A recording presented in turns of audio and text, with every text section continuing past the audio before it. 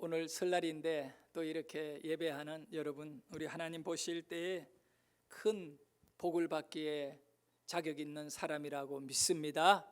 오늘 설교 제목은 복덩어리 요셉입니다. 복덩어리 요셉. 히브리어로 복이라고 하는 단어는 바라크라고 합니다. 바라크. 바라크가 복이지요. 구약의 아주 중요한 단어가요, 바라크예요. 바라크로 구약 전체를 풀면 돼요. 신약의 아주 중요한 단어는 카리스예요. 은혜예요, 은혜.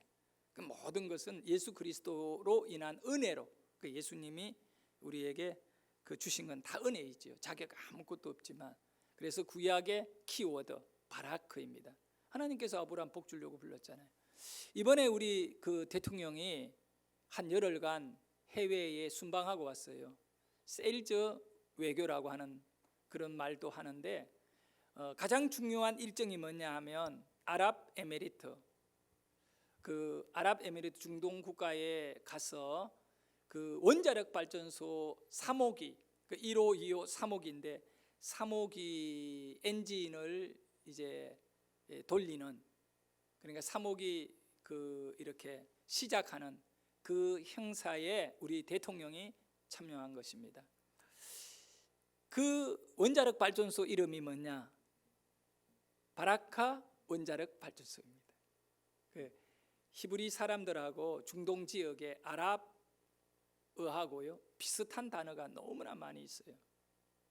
근데 그 바라카는 아랍 말로 복이란 단어예요. 복. 저 그거 보면서 설교 준비하면서 깜짝 놀랐어요. 바라크 히브리어, 아랍어 바라카 원자력 발전소. 사실 설이 가지는 의미는 복을 비는 날이죠. 설날 어른들에게 복 많이 받으세요, 복을 선포하는 날입니다. 근데 설이라고 하는 단어가 궁금했어요. 무슨 뜻일까? 전 사실 모르고 그냥 설을 사용했거든요. 그래서 여러 자료들을 많이 찾아봤는데 설이라는 것은 그 시작하는, 그 새롭게 시작하는 의미가 있다라고 하는 내용이더라고요. 그래서 그 가운데에 여러분이 이해를 좀 쉽게 하기 위해 가지고 이 설이라고 하는 단어가 좀 명확하게 이해하기 위해 이 단어를 써보면 어떨까 모르겠습니다. 처음 만난 사람, 시작은 처음 본 사람에게 뭐라고 얘기합니까? 낯설다. 처음 보네. 나 저 사람 낯설어. 처음 본다는 거예요. 그게 설다. 열매 있잖아요. 익지 않고 아직도 완전히 익지 않은 그 열매를 뭐한 열매라고요? 설익은 열매다. 그래서 그 설이라는 단어가 아직 완전하게 뭔가 이루어지지 않는 그런 단계를 설이라고 합니다. 1년에 낯선 날이죠. 음력으로는 설이면. 그러니까 뭔가 새로운 그런 아직 우리가 경험하지 못한 것의 출발, 이런 의미가 있죠. 외자임에도 불구하고요 많이 닮았어요. 이 설이라는 단어와 복이라는 단어가 많이 닮은 것 같아요. 한자임에도 갖고 있는 의미와 그 내용이 아주 크지요. 그런데 새해가 되면 새해 복 많이 받으세요. 얼마나 복을 빕니까? 근데 안타깝고 아쉬운 거는 그렇게 말한다고 그게 복이 되는 건 아니잖아요. 1960년, 70년, 80년대에 우리나라는 경제적으로 굉장히 탁월한 발전을 이루어냈습니다. 박정희 대통령이 산업화를 부르짖으며 갈 때 가장 중요한 게 정신세계, 우리 사람들, 이 한국인들의 정신이 바뀌어야 된다. 그 참 잘 본 거지요. 정신이 안 바뀌고, 그래서 새마을 운동을 했잖아요. 그 새마을 운동하고 정신세계 개조에 한국 근대사에 상당히 현대사에 중요한 인물이 있어요. 크리스찬입니다. 가나안 농군학교의 김용기 장로님이라고 계십니다. 지금은 돌아가셨고요. 기독교 정신으로 여기 하남에다가 그리고 저 강원도에다가 엄청난 그 훈련소를 만들어 놓고 입소해서 일주일간 건면, 성실, 협동, 절약 이런 훈련을 시키는데 치약을 이렇게 푹 짜 쓰잖아요. 근데 거기는 그렇게 못해요.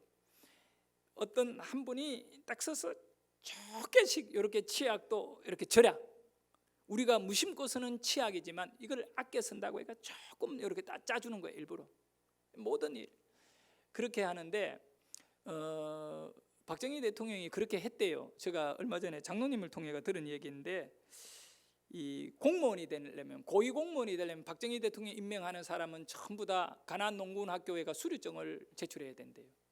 거기 가서 정신개조를 해라. 그래야 국가를 섬길 수 있다 그랬대요.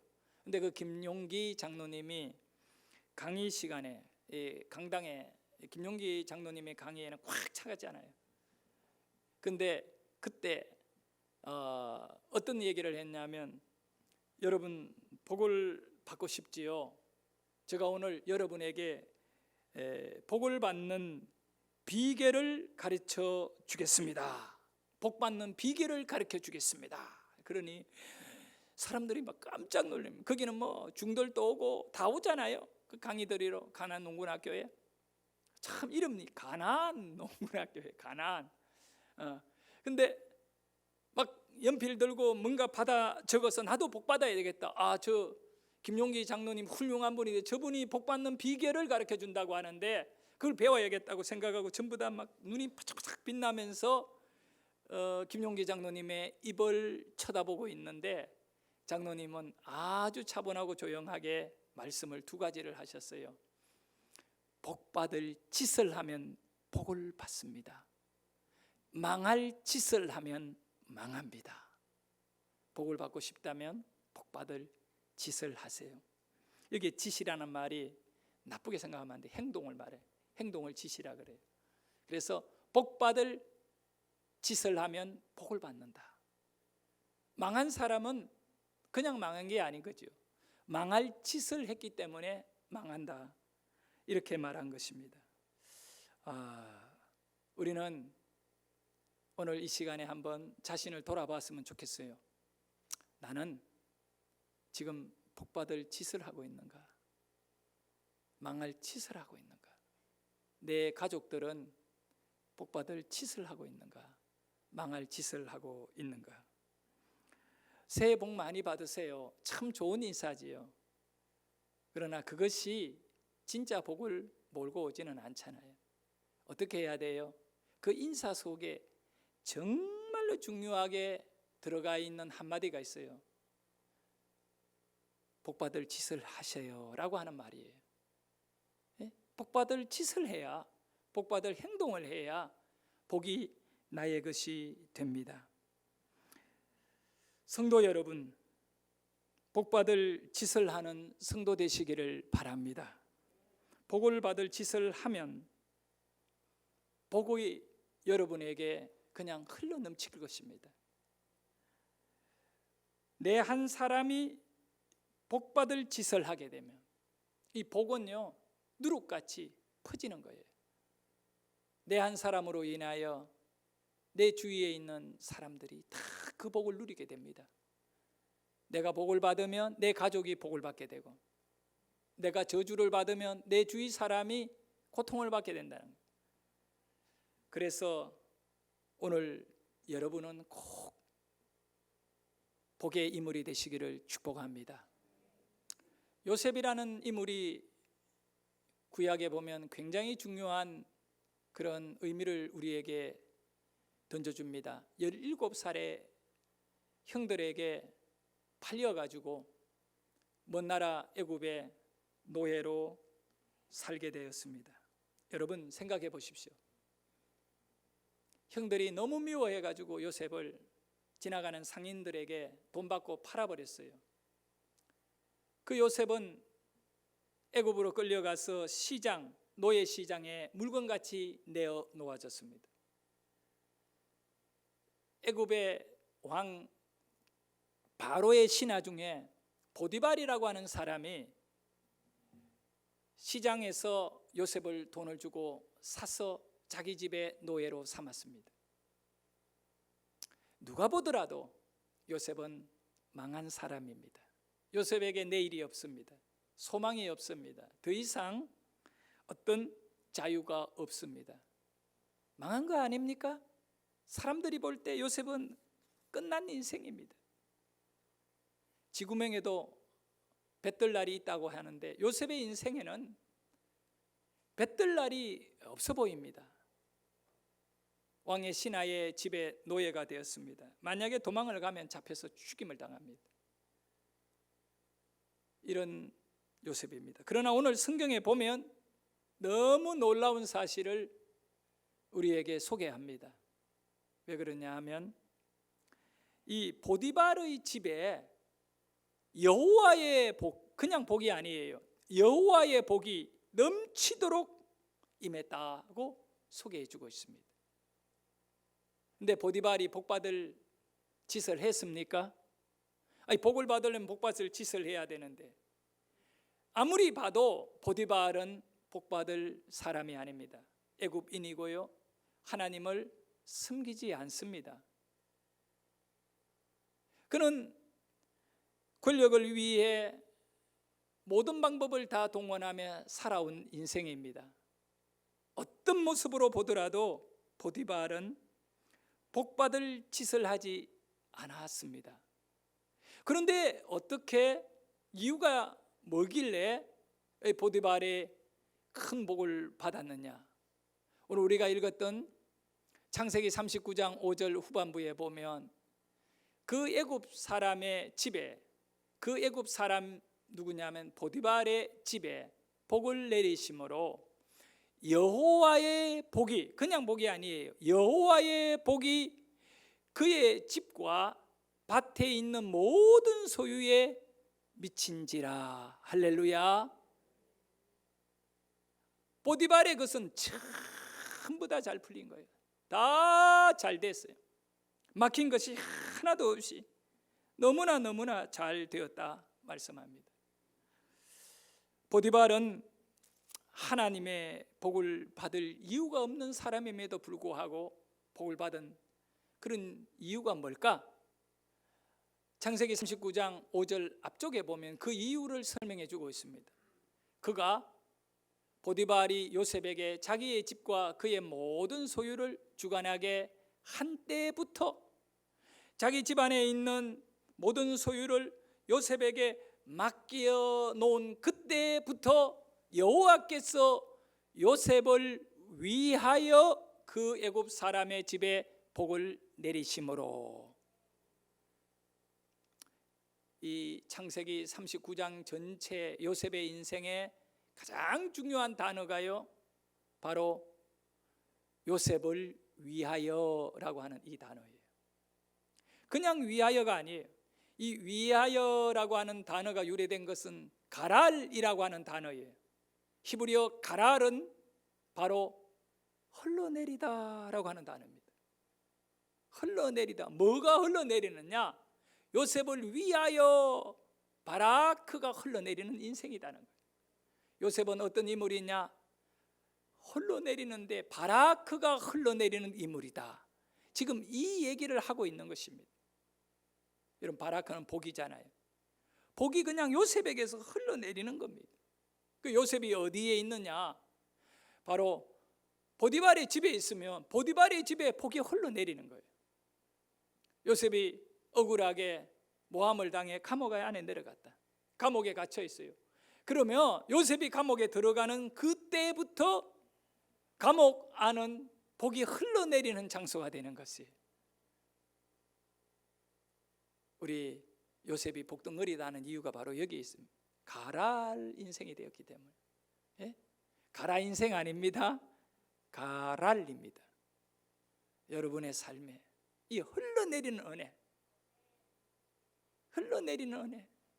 참, 요셉은 사람들이 볼 때에는 망한 인생, 실패한 인생이고 소망 없이 보입니다.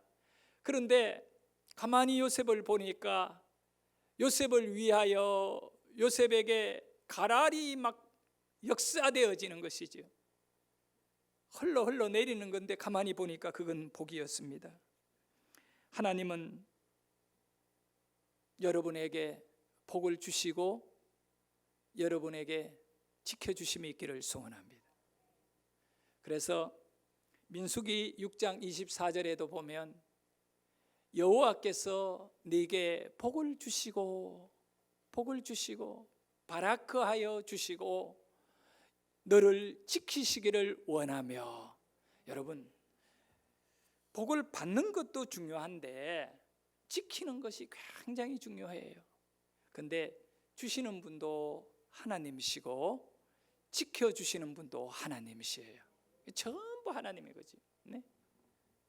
그래서 하나님께서 원하시는 게 뭐냐? 원하며라고 했잖아요. 여러분에게 복을 주시는 걸 원하여. 이 설에 시작하는 아직 설익은 한 해이지요. 여러분이 날마다 정말 우리 하나님께서 여러분에게 이런 바라크 위하는, 하나님이 여러분을 위하는 놀라운 역사가 분초마다 날마다 달마다 이루어지기를 축복합니다. 네.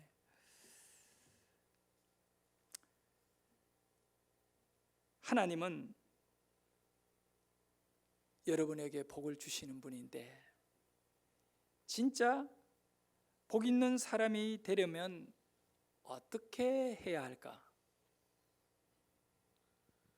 누가 복을 받기 싫어 안 받는 거 아니잖아요. 그러니까 내가 복을 받으려면 어떻게 해야 할까? 김용기 장로님께서는 복 받을 짓을 하면 복을 받고 망할 짓을 하면 망한다고 했잖아요.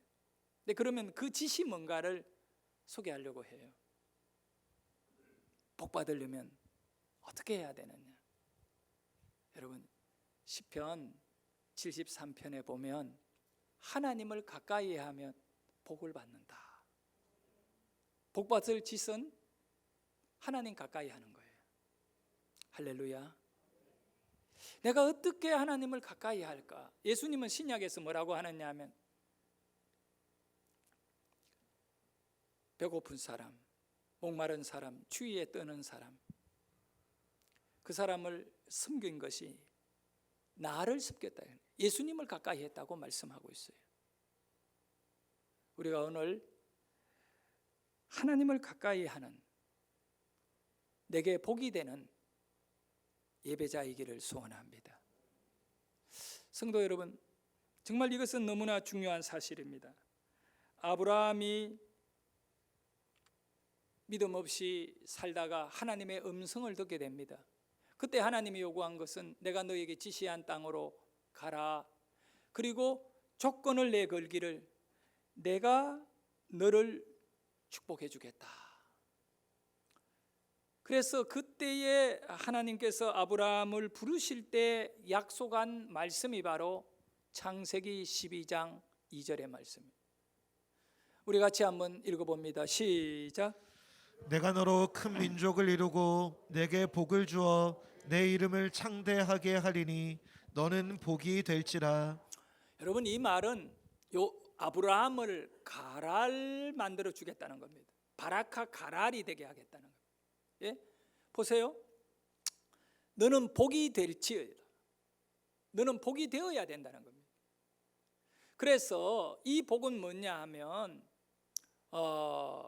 너로 통하여 다른 사람들이 복을 누리게 하는 것입니다. 그래서 딱 정리를 시키기를 너를 축복하는 자를 내가 복을 주고 너를 저주하는 사람을 내가 저주하겠다. 하나님이 다 상대해 주겠다는 겁니다. 너한테 잘 대해 주는 사람은 내가 잘 대해 줄 거고, 그러니까 사람들이 이렇게 살아가다 보니까 아브라함에게 잘하니까 복이 되더라 이겁니다. 오늘 예수 믿는 성도들의 정체성, 우리의 모양이 어떻게 해야 되느냐 하면 세상에 안 믿는 사람이 정말로 여러분으로 인하여 어떻게 내가 누구누구 예수 믿는 누구누구를 참 잘 대했더니 잘 되더라, 이게 나와야 돼요. 그러니 여러분과 원수지지를 않는 거예요. 여러분을 해코지 못하는 거죠. 이해되시면 아멘 합시다. 그것이 믿음의 사람으로 부름을 받을 때 아브라함에게 주어진 모양입니다. 근데 오늘날 복이 엉켜버린 겁니다. 왜 그러냐면 여호와를 가까이함이, 하나님을 가까이함이 내게 복인데, 하나님을 가까이하지 아니하고 내가 하나님을 믿는 사람이라고 하는 사실을 가지고 살아가기 때문에, 잘못된 사실이 결국 우리들로 하여금 껍데기만 화려할 뿐이고 하나님이 우리에게 진정으로 주시기를 기뻐하는 복이 비어있는 상태.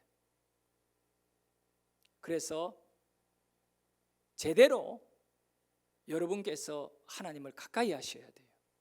정말 하나님을 제대로 가까이 하게 되면 아브라함의 복이 여러분의 복이 되고, 바로 요셉의 복이 여러분의 복이 되는 줄 믿습니다. 하나님을 믿는 성도는 복덩어리입니다. 너는 복이 될지어다, 복덩어리인 거죠. 이거는 단순히 우리가 그렇다고 인정하고 그렇지 않다고 말해서 그것이 그렇게 움직이는 것이 아니라, 이거는 바꿀 수 없는 진리입니다. 우리는 복덩어리가 되는 것이 진리입니다.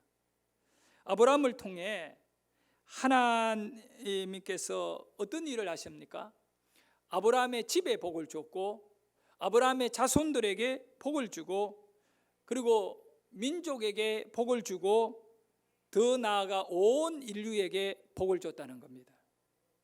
그것이 바로 아브라함을 부를 때에 하나님이 너는 복이 될지어다, 너는 복덩어리가 되어 내가 너를 바라크 가랄로 만들었다, 너는 복이 흘러가는 인생이다. 근데 그 인물 중에 한 인물이 바로 요셉입니다. 요셉을 위하여 보디발의 모든 소유에 여호와의 복을 주셨다. 요셉을 위하여 요셉에게 가라를 해버린 것입니다. 근데 돌아봅시다. 요셉이 복덩어리가 되는 과정 속에 요셉은 너무나 억울한 일을 많이 당했습니다. 형들이 강제로 죽이려고 했고 팔아버렸습니다. 분노와 원한을 가슴에 품고 복수심으로 살아야 합니다. 17살 때 그런 버림을 받았다 했을 때 정말 악한 사람으로 바뀔 수 있습니다. 그런데 요셉은 달랐습니다. 왜 그럴까요? 좋은 아버지를 두었기 때문에 그렇습니다. 요셉의 아버지는 야곱입니다. 야곱은 요셉을 낳기 전에 하나님을 만난 인물이죠. 외삼촌 집으로 도망가다가 베델에서 잠을 자는데 사다리를 봅니다. 그 사다리에는 천사가 하나님과 자기 사이를 오르르내리라 가는 그 놀라운 은혜를 경험합니다. 그 이후에 이제 요셉이 태어나고 가나안 땅에 돌아오게 됩니다. 가나안 땅에 와서 너무나 힘들고 어려움을 겪게 됩니다. 그때 아버지 야곱이 자식들을 데리고 어디로 가느냐면 베델로 올라가자. 베델로 올라가자. 환난 날에 나를 만나 주신 하나님 흔적이 있는, 신앙의 흔적이 있는 베델로 올라가자 하고 베델로 돌아오게 되는 것입니다. 왜 돌아옵니까? 제사 지내려고, 예배 드리려고, 나를 만나 주신 그 하나님께 만나고 싶어 올라오게 되는 거예요. 그거를 요셉이 지켜본 것입니다. 그리고 그 이후에 어떤 일이 일어났습니까? 야복강에서 형을 만나야 되는데 야곱은 너무 두려웠습니다. 근데 아들들 요셉도 앞으로 다 내보내고 홀로 남아있는 아버지를 보게 되는 겁니다. 아버지 왜 홀로 남았을까? 다음 날 아버지를 만났는데 아버지는 병신이 되어 나타났습니다. 한쪽 다리가 부러진 상태에 요즘 같으면 정형외과 외과가 뭐 교통사고 나가 엉망이 된 사람도 다 고쳐버리는데, 그 당시는 뼈가 부러지면 현대와 같이 기부수 뭐 이러지 않잖아요. 그냥 그대로 사용하다가 평생 부러진 채로 딛지도 못하고 이렇게 짝대기 짚고 다니면서 질질 끌고 다니는 야곱이 절름발이가 되었다. 환도뼈가 왜 부러졌는가? 천사와 씨름하다가 기도하다가 만든 상처이잖아요. 자기 아버지가 장애자로 살아가는 그 모습 속에 원망 한번 하지 아니하고 그날 하나님을 만났던 기도의 승리가 야곱의 인생 속에 큰 기쁨이 되어 있는 것을 바라본 요셉. 형들은 일하기 위해 들판으로 다 나가버렸는데 17살이 될 때까지 요셉은 아버지의 심부름을 하며 늘 아버지 옆에서 아브라함의 하나님, 나의 아버지 이삭의 하나님, 내가 만난 하나님, 그 하나님에 대한 이야기들을 많이 들었던 거예요. 그때는 야곱의 하나님을 늘 요셉이 바라봤지만 막상 애굽의 보디발의 집에 노예로 팔려가서 본인이 노예의 삶을 살아가는 그때는 자기 옆에 정말 위로가 되었던 아버지를 뚝 떨어지게 해서 요셉을 애굽에다가 던져버린 하나님, 의도가 뭘까요? 야곱의 하나님이 이제는 애굽에서 요셉 자신의 하나님으로 바뀌어지게 되는 것입니다. 할렐루야. 아버지의 하나님이 아니라 요셉의 하나님, 나를 지켜주시고 나를 살아가게 하시고 나의 삶에 힘이 되시는 나의 하나님. 그래서 과거에 아버지의 입을 통하여 들었던 그 놀라운 하나님을 만나게 되는, 이제 만나야 하는 그 노예의 삶 속에 하나님을 만나지 않고는 소망을 볼 수 없는 이런 요셉이 되어버리고 말은 것입니다. 그래서 요셉의 인생은 하나님 중심의 삶을 살았습니다. 정말 놀랍지요. 중심이 뭐냐? 이것이 정말 중요한 겁니다. 여러분 무슨 중심으로 살아갑니까? 이 하나님 중심, 자기 중심이냐 하나님 중심이냐, 이것이 결국은 가랄의 인생이 될 거냐 말 거냐 결판나는 겁니다. 하나님 중심. 그래서요 창세기 39장 9절에 보면 정확하게 요셉이 어떤 정신을 갖고 사는가, 믿음을 갖고 사는가를 잘 표현해줘요. 보디발의 아내가 요셉을 유혹했을 때 남긴 이 한마디를 보면 알아요. 여러분 크게 한번 읽어봅니다. 시작. 이 집에는 나보다 큰 이가 없으며 주인이 아무것도 내게 금하지 아니하였어도 금한 것은 당신뿐이니 당신은 그의 아내임이라. 그런즉 내가 어찌 이 큰 악을 행하여 하나님께 죄를 지으리이까. 요셉이 바라보는 큰 악의 의미는요, 사실 보디발이 요셉에게 잘 대해줬지요. 그 집안의 재산을 요셉 손에 다 맡길 정도니까. 그러면 보디발 아내가 유혹했을 때 내가 당신 남편에게 큰 은혜를 받았는데 입었는데 어떻게 내가 그 보디발을 생각할 때 당신한테 나쁜 짓을 할 수 있겠나? 못합니다. 이렇게 말하는 것이 아니라 뭐라고 하냐, 이 큰 악을 행하여 누구에게? 하나님께 죄를 지으리까라고 말하는 겁니다. 하나님께 죄를 지으리. 그 요셉의 삶은 한마디로 말하면 자신이 하는 모든 일을 주인 보디발에게 하듯이 하는 것이 아니라 하나님께 하는 것으로 여기고 살았던 것입니다. 이것이 바로 하나님 중심의 삶입니다. 오늘 또 주보 속에 광고했습니다마는 교회에 섬길 봉사 체크 좀 하라 그랬잖아요. 교회에서 청소하는 것 사람에게 하는 게 아니에요.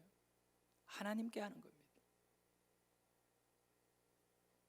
식당에 음식 만드는 거 성도를 먹이는 거잖아요. 성도에게 하는 게 아니에요. 이 요셉의 정신이에요. 누구에게 한다고요? 하나님께 하는 것이죠. 그걸 먹는 사람이 가라리 흘러들어옵니다. 믿습니까? 교회 안에 어떤 일을 할 때 이거는 누구에게 하는 거라고요? 하나님께 하는 것이죠. 목사가 좋았어요? 아니에요. 하나님께서 교회를 세우고 영혼을 구원하니까 목사의 말에 순종하는 거잖아요. 하나님께 하는 거예요. 여러분이 바로 이 요셉의 삶에 가장 중요한 인생은 하나님께 한다는 거예요. 감옥에서도 하나님께 하는 것이고 바로의 집에서도 하나님께 하는 것이고 그가 총리가 되었어도 누구에게 한다고요? 하나님께 하는 것이다. 그러면 바라크 가랄이 되어버리는 것입니다. 할렐루야. 얼마나 멋져요. 네? 하나님께 하든. 그래서 내가 어떻게 하나님께 죄를 짓겠느냐 이것은 하나님께 하는 것이다. 모든 내 삶은 하나님께 하는 것이다. 바로가 좋아서 한 것도 아니고 하나님께 하는 것이다. 요셉은 무엇을 하든지 하나님께 한다는 믿음으로 살았습니다. 지금 문제는 오늘날 교회의 문제가 뭡니까? 하나님께 이르지 못하는 우리의 헌신이에요. 우리의 예배예요. 우리의 삶의 어떤 파워가 하나님께 이르지 못하고 사람들에게 맞추어져 버린 정말 불행한 일이 많이 이루어지고 있어요. 성도 여러분, 요셉이요 얼마나 하나님께 한다라고 하는 이 삶이 굳어져 있느냐. 나중에 세월이 좀 많이 지나가지고 요셉이 애굽의 총리가 되어가지고 있을 때 자기를 팔았던 형들, 원수지요.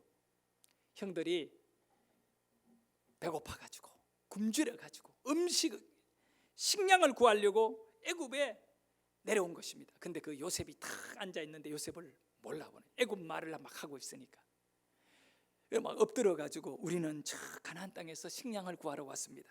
고개를 들어라. 그러고 하는 말이 히브리 말로 나를 모르겠습니까? 나를 모르. 오래전에 당신들이 나를 팔았지 않습니까? 당신들이 나를 팔았습니다.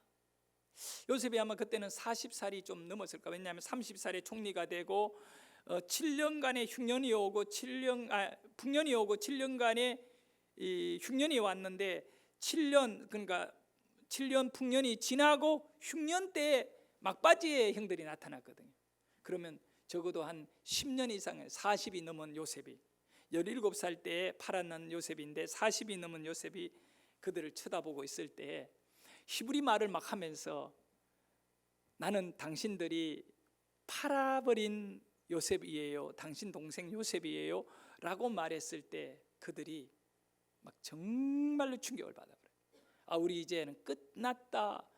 요셉이 권력자인데 우리를 그냥 잡아 죽이면 우린 죽는 거야. 이런 두려워가 달달달달 떨고 있으니까 그때 요셉이 뭐라고 말하느냐면 당신들이 나를 팔은 거로 인하여 근심하지 마소서. 이 모든 것은 하나님이 오늘을 위해 하신 일입니다. 할렐루야. 요셉은 하나님이 하시는 거예요. 자기 인생은 하나님이 하시는 거예요. 그러니까 자기가 복수할 것이 없다는 겁니다. 하나님이 한 일에 원망할 이유가 없고 하나님이 하신 이 작업에 내가 복수할 수 없다는 것입니다. 그러니 형들이요, 염려하지 마세요. 근심하지 마세요. 이 모든 것은 하나님이 오늘을 이런 일을 위하여 하신 일입니다. 그러니까 요셉은 딱 한 가지, 하나님을 가까이 하는 요셉의 삶은 하나님께 한다. 예배 하나님께 하는 것. 헌금도 여러분 하나님께 한다라고 하는 이 믿음으로 우리가 헌금을 드리기 때문에 아깝지를 않아요. 할렐루야. 얼마나 여러분 아깝습니까? 그렇잖아요, 권사님. 어떻게 돈을 버는 건데요? 근데 하나님께 드리는 것입니다. 하나님께 드리는 거예요. 그러니 물질의 복이 여러분에게 흘러가는 겁니다. 가랄이 되는 것입니다. 이 모든 일에 여러분 오늘 설이에요. 출발이에요. 이제 앞으로 우리는 어떻게 살아야 될까요? 하나님께 하는 것입니다. 어떤 일이든 간에 하나님께 하는 거죠. 은혜가. 그러면 그것이 복이 되고 힘이 되고 은혜가 되고, 구약에는 키워드, 구약의 핵심의 단어는 복이라는 걸 명심하셔야 돼요. 믿음은 복으로, 아브라함을 믿음의 복으로 부른 거잖아요. 신약은 뭐라고 했지요? 은혜다고. 은혜. 우리 성도들은요, 두 가지가 있어야 돼요. 은혜만 있으면 안 되고 복이 있어야 돼요. 할렐루야. 이제 우리 하나님께서, 비록 요셉이 보디발의 집에 노예로 팔려 들어가 있지만, 남들이 보면 망했다 이러지만, 시간이 딱 지나고 나면 총리가 되잖아요. 남들이 다 보면 뭐라고 말해요? 성공했다 그러잖아요. 복 받았다고 되잖아요. 이제는 그런 결정적 변화가 여러분에게 일어나기를 소원합니다. 구약을 완전히 바라크의 은혜로 여러분의 인생, 신약을 카리스, 은혜로 여러분의 인생을, 그러니까 은혜도 넘치고 복도 넘치는 우리 새안양교회 온 성도들이요, 또 우리 성도님들의 가족들이 되기를 진심으로 축복합니다. 기도드리겠습니다.